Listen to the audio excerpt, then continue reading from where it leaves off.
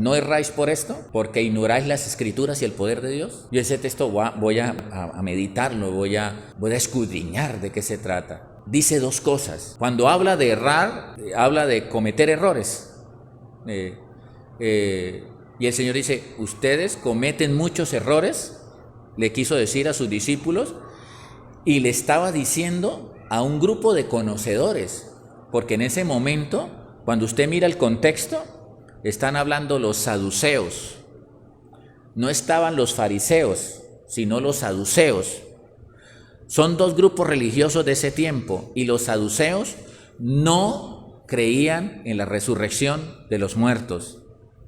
O sea, ya había una controversia en la cuestión del estudio bíblico. Entonces, para poder entender el texto, primero miramos a quién le estaba hablando Dios. Y allá estaban los saduceos. Había un problema. ¿Por qué nació ese texto?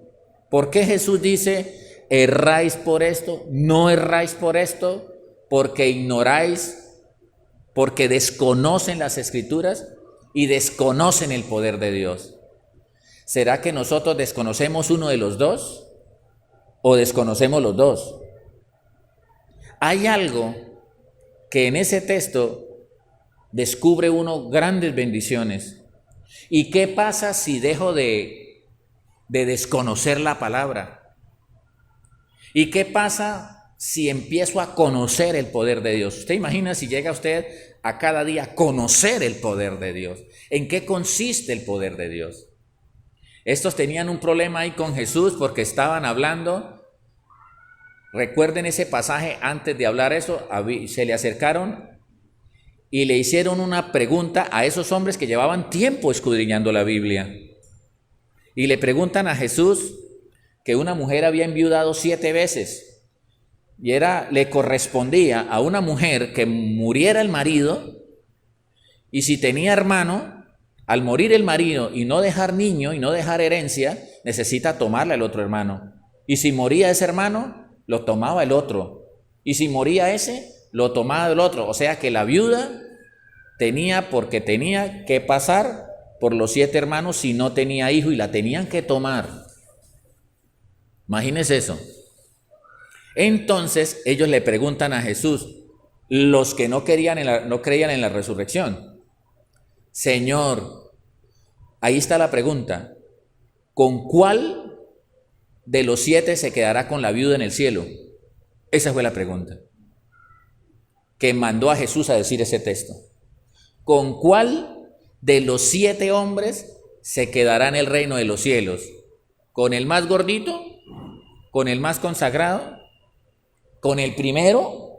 ¿Con el último? Y Jesús se quedó mirándolos. Pero esta gente sí, hermano, se la pasa estudiando la Biblia y no saben dónde están parados. Esa fue la sensación que le dio a Jesús. Dijo, ¿cómo así? ¿No erráis por esto? Porque ignoráis las escrituras. ¿Ustedes no saben qué va a pasar en el cielo todavía? En el cielo, ustedes con sus mujeres, o si de pronto enviudó varias veces el hombre, ya se fueron 7 señoras, ustedes no se van a casar con ellas. Yo no voy a ser esposo de Patricia. Entonces, ¿de quién? No voy a ser esposo de Patricia. Ella va a ser mi hermana. En el cielo ni se casan ni se dan en casamiento. Entonces, ¿cómo vamos a hacer, Señor? Dijo, ustedes van a ser como los ángeles. O sea, son daticos que el Señor le soltaba a la gente, porque ¿quién ha venido del cielo sino el Hijo del Hombre que bajó del cielo? Él sí sabía qué pasa allá. Y en la Biblia hay una cantidad de cosas relacionadas con la eternidad, con el bienestar del hombre, con la salvación, con el poder de Dios, que la iglesia desconoce. Y entonces, por eso es que muchas respuestas de Dios están en la Biblia. Muchas inquietudes sobre cuál es la voluntad de Dios está en la Biblia. ¿Por qué la embarré? Ahí la Biblia le dice. ¿Por qué estoy en la cárcel? La Biblia. ¿Por qué me divorcié? Mire la Biblia. Hay una cantidad de cosas maravillosas que no debíamos ignorar las Escrituras. Cuando cuando Jesús decía, escudriñenlas, escudriñen las escrituras, ellas hablan de mí, ellas hablan de mí. Y le estaba diciendo a los fariseos y a los saduceos también de esa situación, ¿por qué no escudriñan las escrituras? Ellas hablan de mí y ustedes no quieren venir a mí para que tengan vida.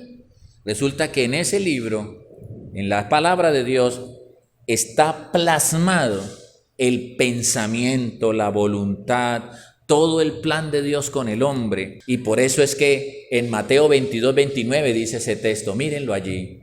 Cuán grandes equivocaciones podemos cometer. O sea, el desconocimiento de la palabra le vuelve a uno un mute espiritual. Eso hay de todo. Entonces Pablo decía, por eso es que muchos son llevados por todo viento, a un lado, para el otro, por todo viento de doctrina, para allá, para acá, y la persona ya no sabe en qué creer.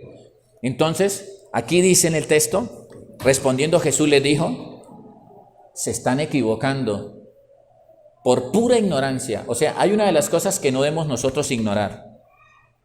No lo podemos ignorar. Como cristianos que llevamos tiempo en esto, no podemos ignorar las escrituras. Yo no, las escrituras que se las sepa el pastor. No, se las tiene que saber el creyente. ¿Por qué es que muchos pastores abusan? ¿Por qué muchos pastores se explotan? ¿Por qué muchos pastores hacen y deshacen con las iglesias? Porque las personas ignoran las escrituras. Y aquí dice, erráis, ignorando las escrituras y el poder de Dios. Una de las cosas que Dios quiere que no ignoremos. ¿Usted sabe qué es el poder de Dios? Mire lo que es el poder de Dios. Jesús dijo, van a recibir poder. Van a recibir poder cuando venga sobre vosotros el Espíritu Santo. O sea, unas personas a veces conocen las escrituras, pero no conocen el poder de Dios. Y Dios quiere ambas cosas, que conozcan las escrituras y cómo trabaja el Espíritu Santo. ¿Qué puede llegar a ser el Espíritu Santo? ¿Cómo puede liberar el Espíritu Santo? ¿Cómo puede hacer nuevo el Espíritu Santo a una persona? ¿Cómo puede sanar los enfermos? No puedo ignorar que tengo un Dios poderoso, que no solamente es en palabra.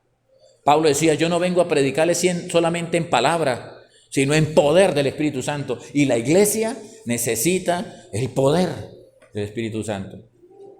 En cualquier momento aparece una persona con espíritus, aparece una persona enferma y la iglesia se ignora el poder. Hay iglesias que no creen en el poder de Dios. Dijo eso del Espíritu Santo era para Pablo, para Pedro, para los apóstoles. Eso no es para estos tiempos, es para estos tiempos. Para estos tiempos necesitamos el poder de Dios. El segundo día que abrimos la iglesia, ¡pum!, endemoniado allá en aquel lado. Un muchacho endemoniado, una niña endemoniada. El segundo día. Y necesitamos el poder de Dios. Es más, eso no lo necesita el pastor, lo necesita la iglesia. La iglesia levante las manos, acá hay un enfermo, oren. La oración eficaz de la iglesia puede mucho. El poder no lo podemos ignorar. Eso es parte del evangelio. No podemos desconocer que usted diga, Señor, yo quiero recibir poder. Yo quiero recibir ese poder. A mí no me interesa, a mí me interesa y a usted le debe interesar conocer cómo actúa, cómo revela los dones del Espíritu Santo. Entonces, a Jesús se le hacía el colmo que saduceos que constantemente estudiaban la Torá no tenían claro estas elementales cosas. Esto prueba que podemos llevar mucho tiempo en el evangelio y estar ignorando las bases elementales bíblicas. Es la escritura, es la palabra de Dios la que trae revelación de quién es Dios. Por eso Jesús decía, escudriñen las escrituras. Por eso la Biblia dice, mi pueblo a veces destruido, mi pueblo a veces se equivoca, mi pueblo comete errores porque le falta conocimiento. Dígalo, miramos. La escritura trae revelación de quién es Dios. La Escritura le muestra los tiempos de Dios. ¿Cuáles son los tiempos de Dios?